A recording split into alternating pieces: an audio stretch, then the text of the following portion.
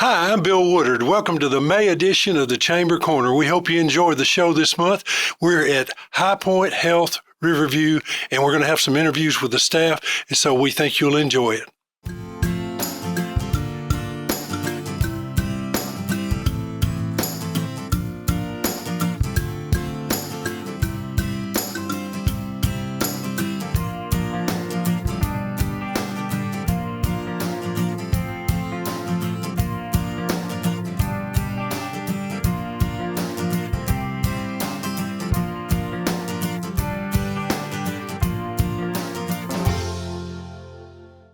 Okay, we're obviously here at Riverview Regional Hospital, and you guys have had some name changes here recently. It's called High Point Health now, and you're doing I guess a collaboration with Ascension St. Thomas. Is that right? That's right. It's a joint venture. So we're technically High Point Health Riverview at Ascension St. Thomas.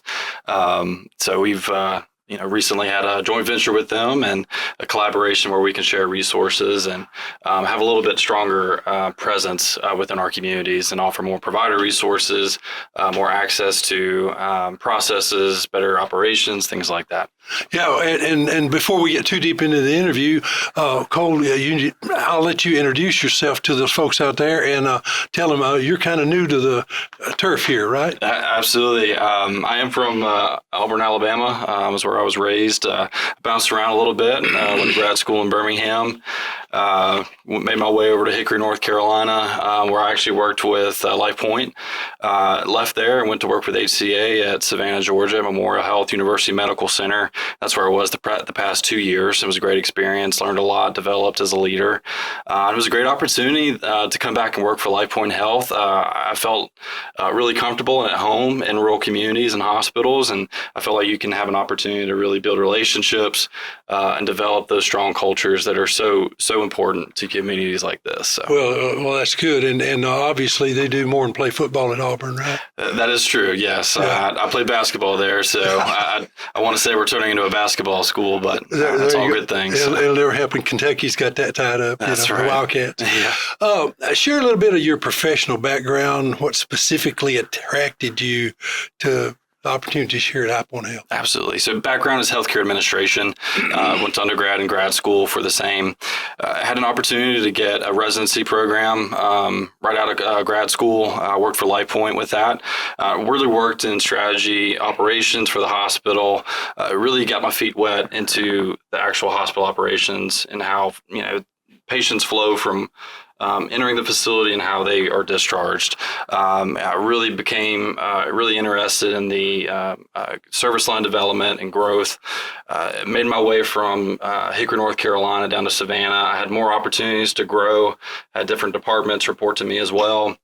And also had a lot of project management opportunities. So seeing how all those skill sets have, helped contribute to a lot of my leadership skills and operational mindset. I think that made me very successful, and allows me to be successful in this type of a role. I still have an operational mindset, but also a growth and service line mindset as well for the community here. Well, what are some of your initial priorities for High Point Health here at Riverview? Absolutely. So kind of looking at the employee market right now, looking to stabilize that is, I think, a top priority right now. I think when you look at since after COVID, it's really stressed our employee market, especially with RNs, LPNs, and other specialties and ancillary services within the hospital system.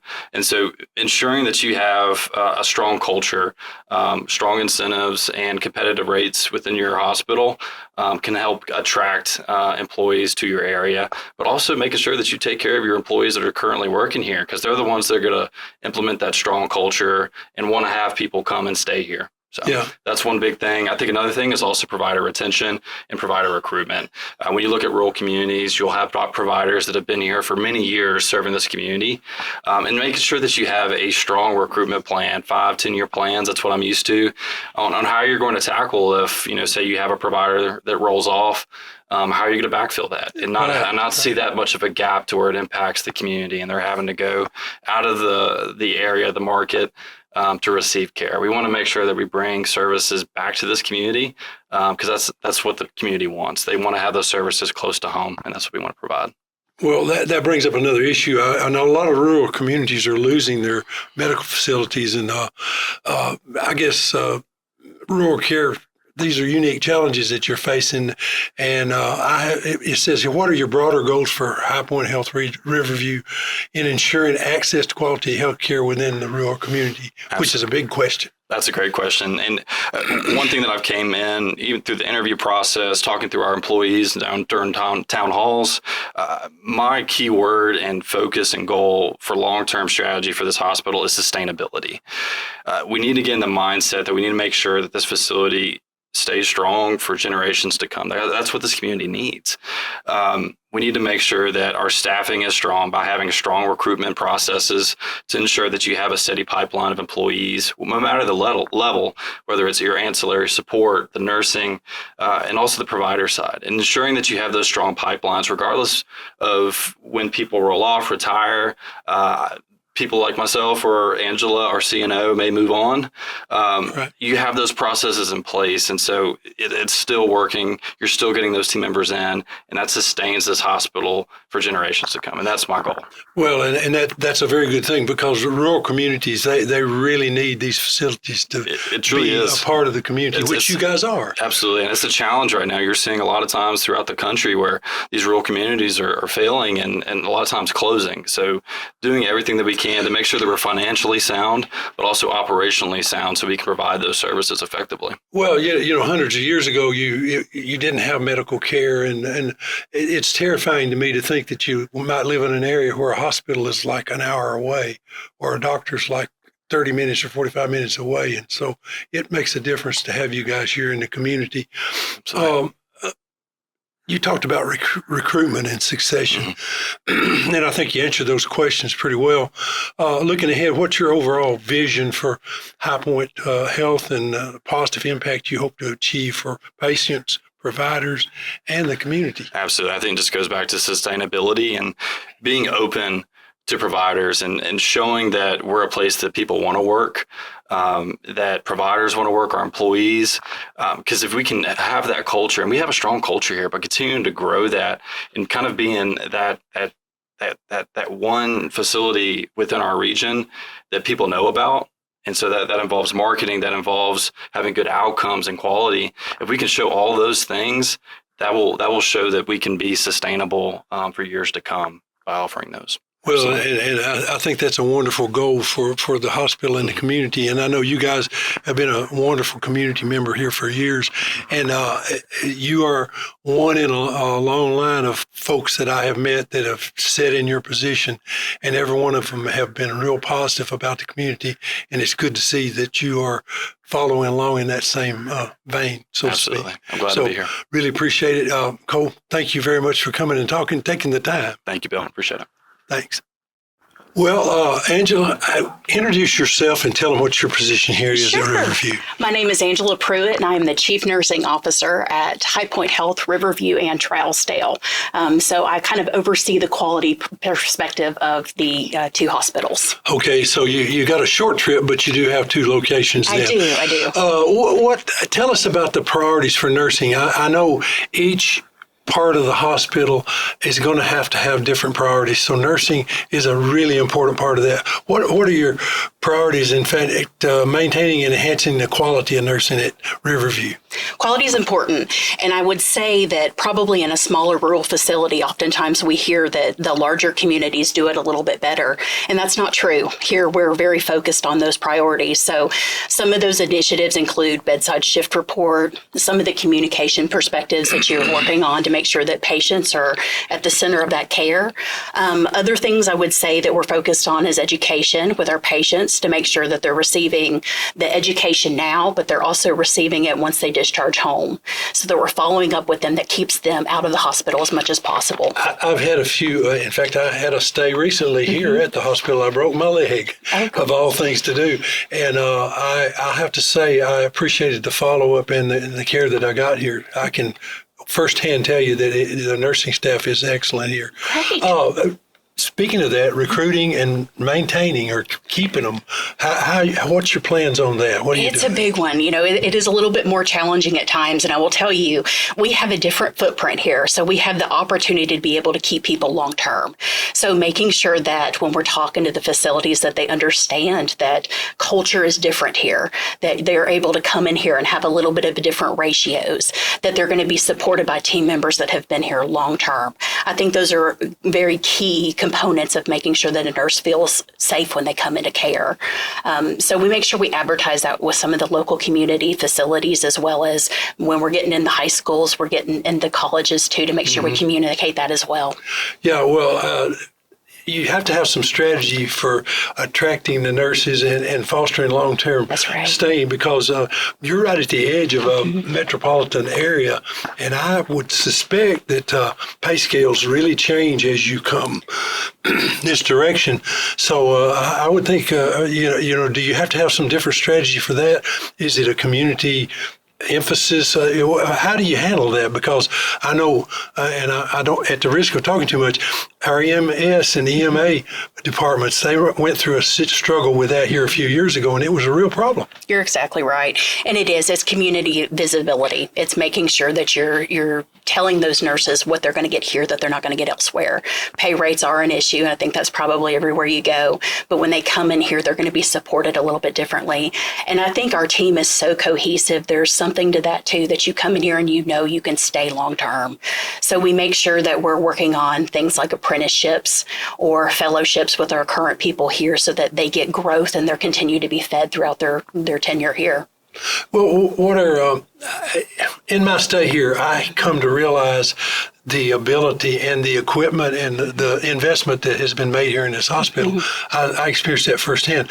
What's some of the unique strengths and opportunities you see for nursing staff at High Point or at Riverview, and how do you plan to support their professional growth and development? And that right now you're talking to those people that are thinking about being nurses. Absolutely. And I would say this is something that we do well.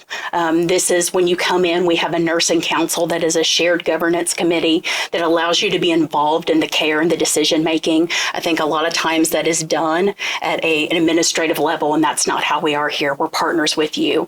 We offer support on education, tuition reimbursement, ways to get you back into school to be able to achieve your goals. The other piece is that we share that across the entire system. So if you have a specialty that you are interested in, but we don't offer it here, we're going to get you to the right place. We're going to make sure we partner with our sister facilities to make sure that you have long-term tenure within our system. So you're making you guys intentionally make a commitment to help these people grow Absolutely. in their field, and of course that's a very good thing. Mm-hmm. Well, I can't think of anything else, but really appreciate you coming and interviewing with us. And if you want to be a nurse, it might be wise for them to come and talk with you folks, wouldn't it? Absolutely. We welcome all questions and anyone coming in. All right. Thank you very much. Thank you, Bill. I appreciate it.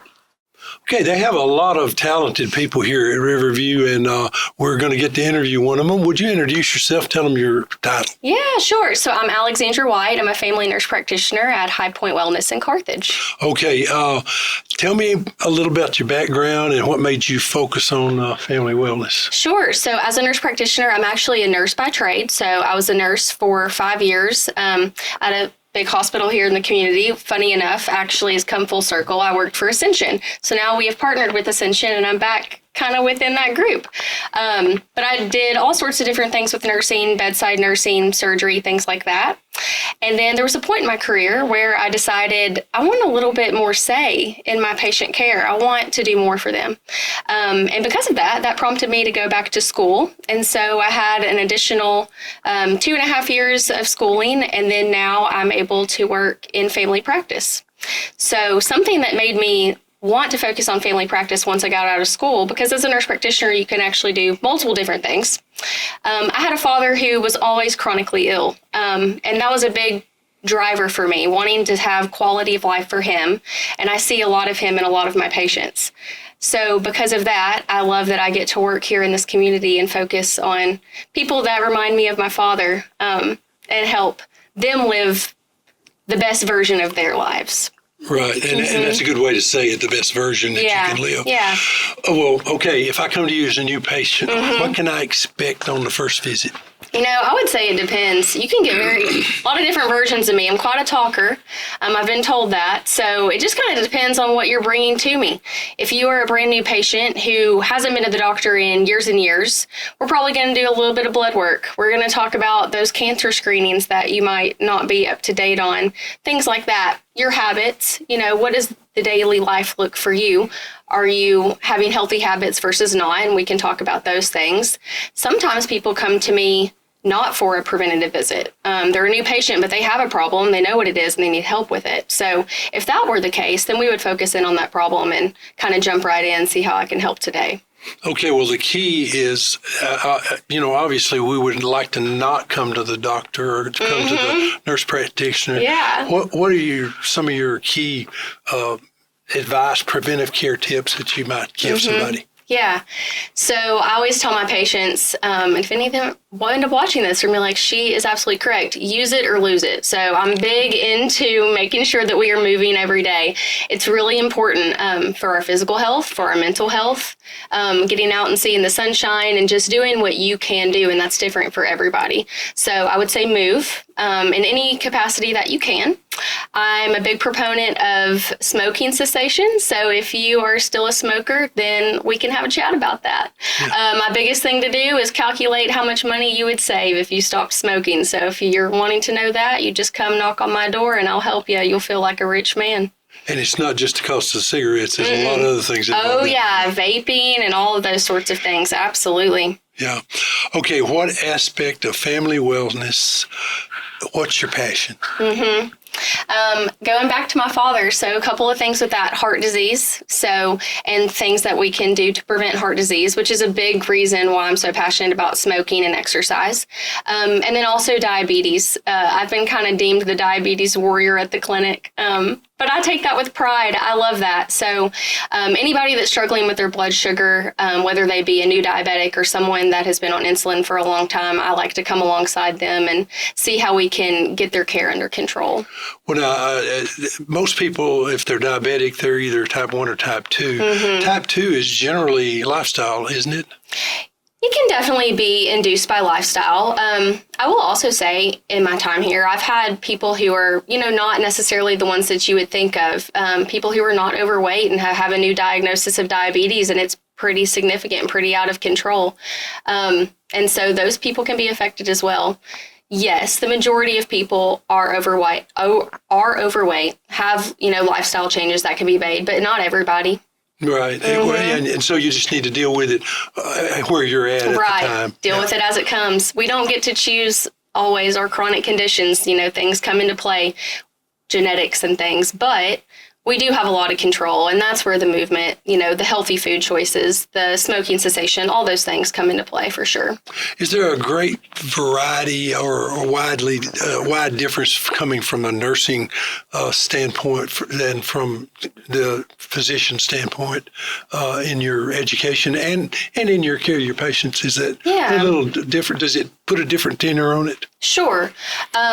The education is definitely different. I am the very first person to say to a patient, I think you need to go see a medical doctor or a DO. There's 2 different types of doctors that we have represented with our clinic, and they are all excellent physicians. So I think that's a really important point. But as a nurse practitioner, I feel that my education is primarily focused from like a nursing standpoint. So we have that medical component, but also that background and history of nursing care. And so the things that I hear a lot from patients is that, wow, you seem like you really care, or I really appreciate the time that you took with me today that maybe I've not had elsewhere. And I think a lot of that comes from just my background and always keeping that nurse first mentality. Well, I can, and that's what I was going for. I can honestly say I've never had a doctor that I've been in their care that I didn't feel like they wanted me to get better and they cared for me. But I have noticed from a nursing standpoint, it does put a little different feel to it, I guess you should say. Yeah. Well, thank you very much for coming by. Absolutely. Thank you for having me. I appreciate it. All right. And so if you need help, Riverview Regional. Riverview Regional. Okay, we've got some folks from imaging here that we're going to be interviewing. And ladies, if you would introduce yourselves, tell them, your position and kind of what, well, we'll get into what you do after that. Go ahead and introduce yourselves. My name's Leslie Kittrell. I'm the radiology director here at Riverview. I am Erica Slagle. I do CT, X-ray, and MRI. Okay, there is no doubt in my mind that there are technological advances in imaging right this minute because I've actually experienced some of them. Well, you want to talk about that for just a few minutes? That you guys talk about what's the advances are in Well, imaging. actually, some exciting things that we have come into Riverview is an upgrade to our MRI system. And that is why we have brought Erica here with us today, because she is one of our highly skilled, highly trained MRI technologists. What we're doing is actually taking everything down to the bare bones and upgrading. We'll have all new equipment. The room will be renovated, and we're going to be able to complete the scans faster now. Okay. So When is that going to be done?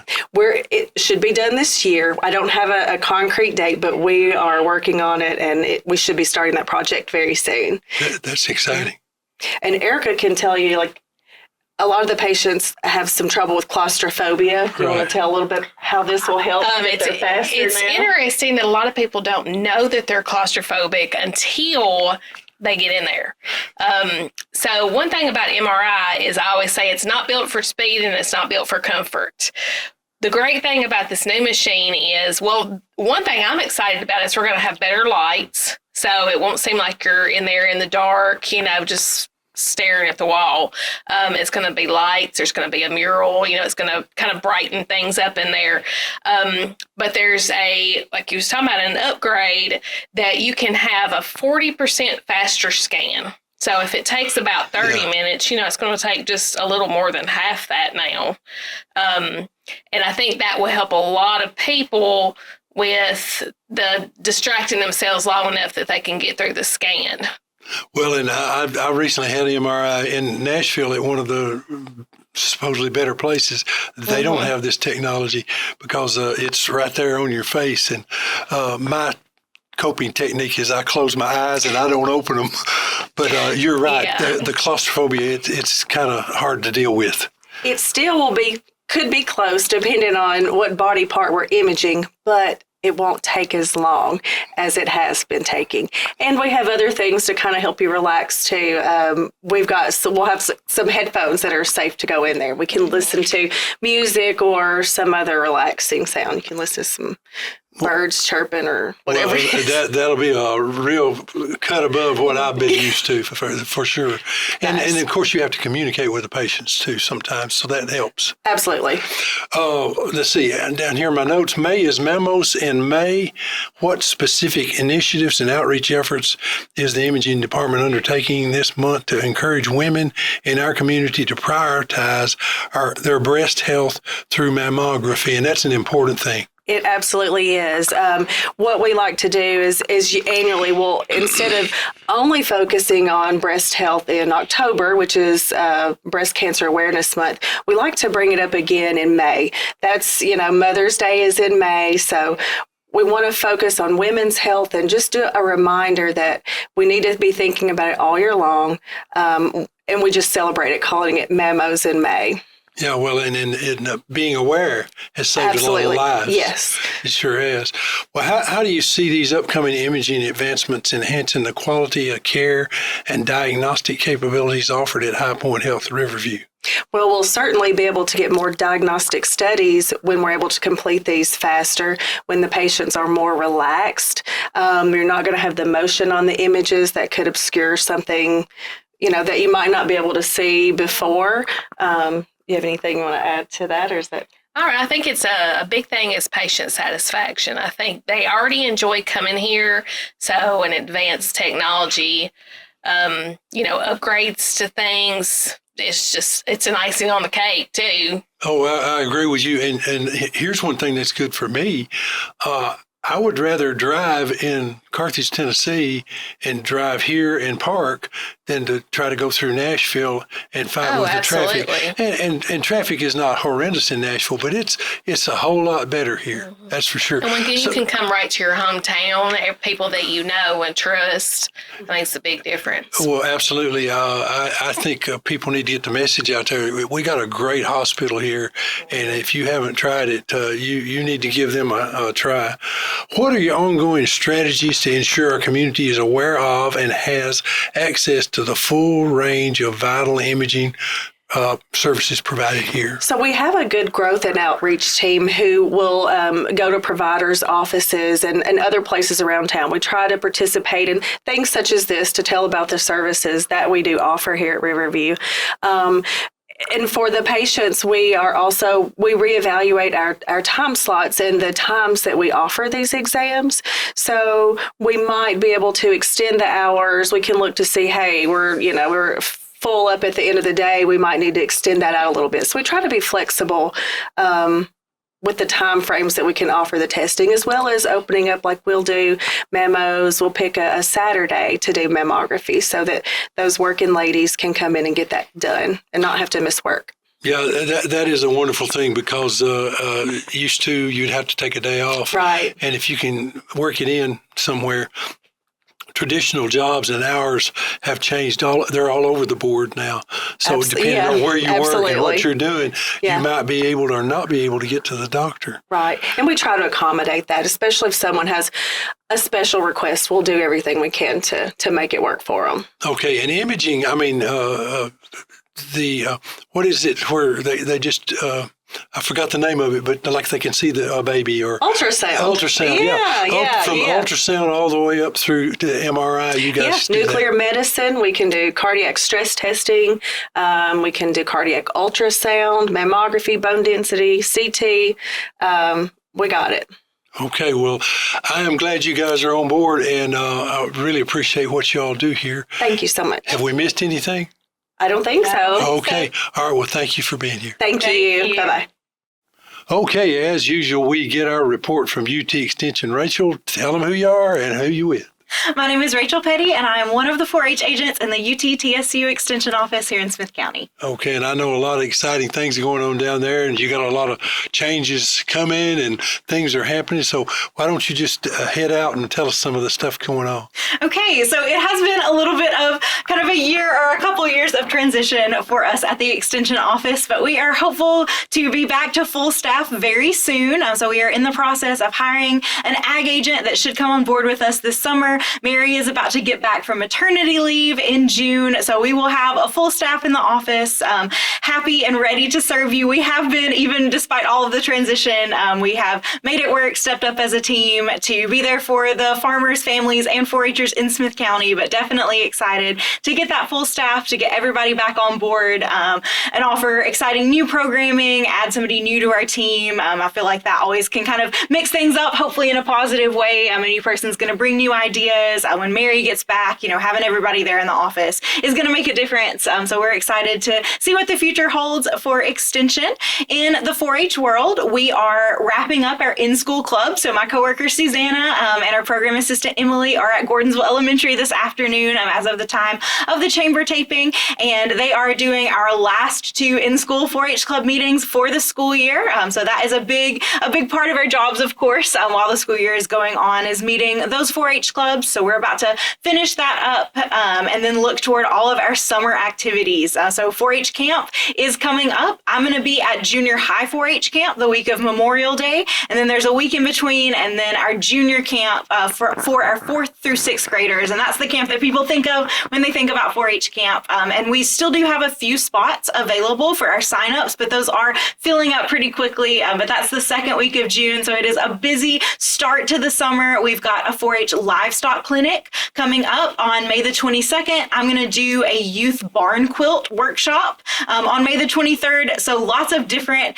things as we kick off the summer, and we're just excited about all of it. And all of this stuff is school-wide. It doesn't matter what school you go to, or even if you're homeschool, you can participate, right? That's right. So 4-H is open to all 4th through 12th grade students. We do have a thriving homeschool group that meets at the Smith County Ag Center September through May. So with our homeschool students, we keep with the same schedule as we do with our in-school clubs. And then we are in all of the public elementary schools in Smith County that have 4th grade students and up. Okay, and I got to attend a Lunch and Learn, and then you had another one since then.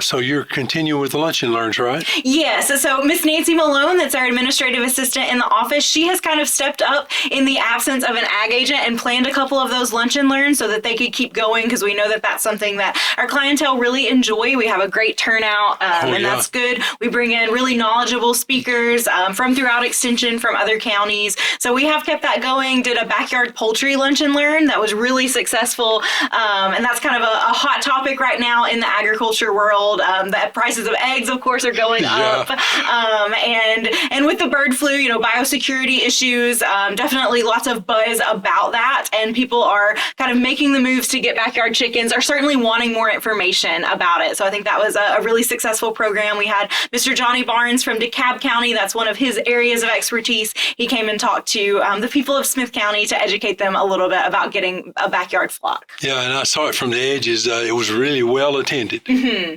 Yeah. Okay, have we missed anything? What else is going on?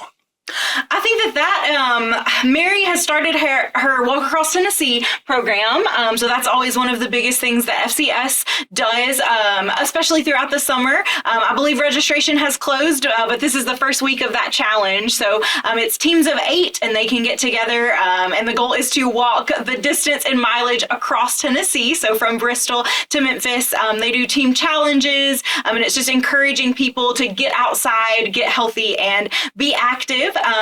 The FCE members in Smith County, so that's Family and Community Education Clubs, they just finished up with their FCE rally. They had it in April, and that's a time for all of the clubs to come together. They have a meal, they fellowship together, and just celebrate all of the accomplishments. They have craft competitions. All of those FCE ladies are so talented. We see a lot of their entries in the fair, but at rally, they're able to kind of just within that group show off their skills, and they do awards, and like I said, have a meal. They have a cake contest, so it's always a fun time, and they wrapped that up in April. Yeah, and I guess they really shine at the fair, and they help you guys do the arts and crafts there at the fair as well. They do. So yes, they bring their entries, and then we could not have the fair without our great team of FCE volunteers. I have a lot of 4-H youth volunteers as well on the junior fair board and otherwise. But yes, the fair is certainly a team effort, and as we get into summer, that's something we're thinking about as well. The Extension office is in charge of the exhibits at the fair and a lot of the livestock shows. So lots of different things that we have our hands in, but wouldn't be possible without our volunteers. And we hope to see all of you guys at the fair here before too long in the scheme of things. Oh, yeah, it's just around the corner because July will be here any moment. It will. The flower displays that are in front of the courthouse, FCE groups, different ones do that during different times of the year. They do. They volunteer. I think clubs, I don't know exactly how they work it out, but they do. Each club kind of takes a turn with those displays, and they're always beautiful. They do a great job. They sure are. The ones that are in there are beautiful now. Well, I guess thank you for coming. But we have another thing that we need to announce. We have a young man that we're really proud of. He's graduating this year, and he has received a lot of accolades and a lot of scholarships, and they were well deserved. But would you like to introduce our next segment? Absolutely. So we are so proud of Gabe. He is getting ready for his high school graduation. I know they had awards day at Smith County High School last week. Gabe's name was called several times. He got some 4-H scholarships due to all of the work that he has done in 4-H, and those scholarships and his project work in part are thanks to the segment that is coming up next that he has worked so hard on for so many years, sharing his knowledge and his passion for the outdoors with all of you guys who are watching. Gabe, we are so proud of you. Up next, Into the Wild with Gabe Harville.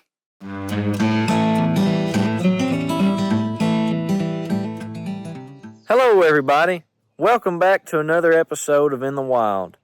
As spring transitions into summer, it's a great time for moving forward and getting things done. As we progress ahead, however, it's also important to stop and reflect. With all that being said, here's a recap of some of the wild things I've seen over the past month. While at a 4-H event, I snapped a picture of this purple phacelia, otherwise known as scorpion weed. These plants grow in clusters and can grow from a thin layer of leaf litter or even on the top of boulders. While doing some rock flipping at the same 4-H event, I came across this cave salamander, Uracea lisifuga, which occurs in the eastern 2/3 of Tennessee. The scientific name lisifuga actually means avoid light, referring to its cave environment. Even though the best places to see this species are usually underground, it can be found far from a cave. About a week later, I packed my bags and headed east for another 4-H event. The heavy rain slowed me down, but it brought earthworms out in full force. These guys need water to produce their slime, a lubricating fluid that makes moving through their underground burrows easier and helps keep their skin moist. Worms are also a popular bait for catching fish species like this, the largemouth bass. This member of the black bass family is perhaps the top recreational fish species in the United States. These fish inhabit clear, vegetated lakes, ponds, swamps, and the backwaters of pools, creeks, and rivers. At this 4-H event, we were able to make some bat houses. These structures are designed to provide bats with safe and suitable roosting habitats, often in areas where natural roosting sites are scarce. They help encourage bat populations, which play a vital role in controlling insect pests like mosquitoes. The next week, I traveled back to East Tennessee for our senior trip to Dollywood. While there, I saw this exhibit highlighting different species of raptor. Otherwise known as birds of prey, raptors are characterized by eyes that face forward, hooked, curved beaks, and sharp talons. This group includes birds like owls, falcons, hawks, eagles, and vultures. They exhibited species like the black vulture, turkey vulture, red-shouldered hawk, Harris's hawk, red-tailed hawk, and of course, our national emblem, the bald eagle. Back home, I was able to enjoy some fishing. On this particular trip, I caught some rock bass. Otherwise known as red-eye, these fish prefer small, cool streams where their favorite foods, like crawfish, small mollusks, and hellgrammites, prefer to live. One day while mowing, I came across this eastern box turtle. Did you know that this reptile can live over a century?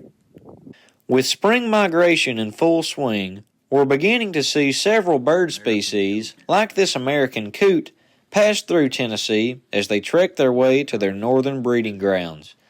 The American coot swims like a duck, but it's actually in the rail family, which is more closely related to sandhill cranes than it is other waterfowl. While some birds are migrating, others are already nesting. During our greenhouse sale at the high school, I saw this nest in our apple tree. When I got a closer look, out popped the head of an immature American robin. For those that turkey hunt, you know it's an excellent time to see these birds as they finish up their breeding season. I've had several run-ins with wild turkeys this year, and I was able to film some in these 2 video segments. As wild turkey numbers dwindled through the early 20th century, people began to look for ways to reintroduce this valuable bird. In the 1940s, people began catching wild birds and transporting them to other areas.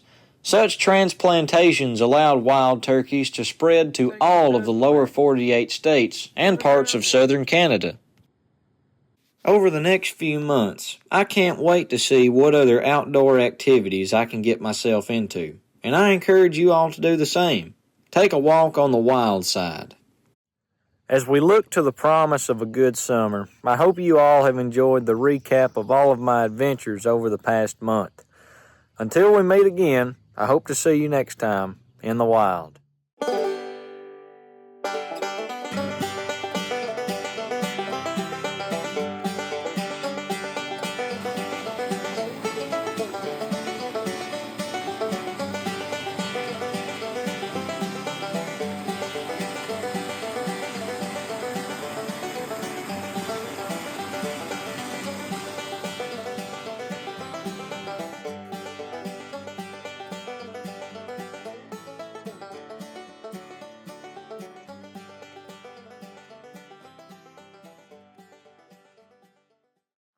Okay, we have our guest from the Community Wellness What is the new Alliance? Community Wellness Alliance. The Drug Prevention Coalition has renamed themselves, kind of, to the Community Wellness Alliance. So this is the first show we've done, I think, with that new name. Yes. Yeah. Yes.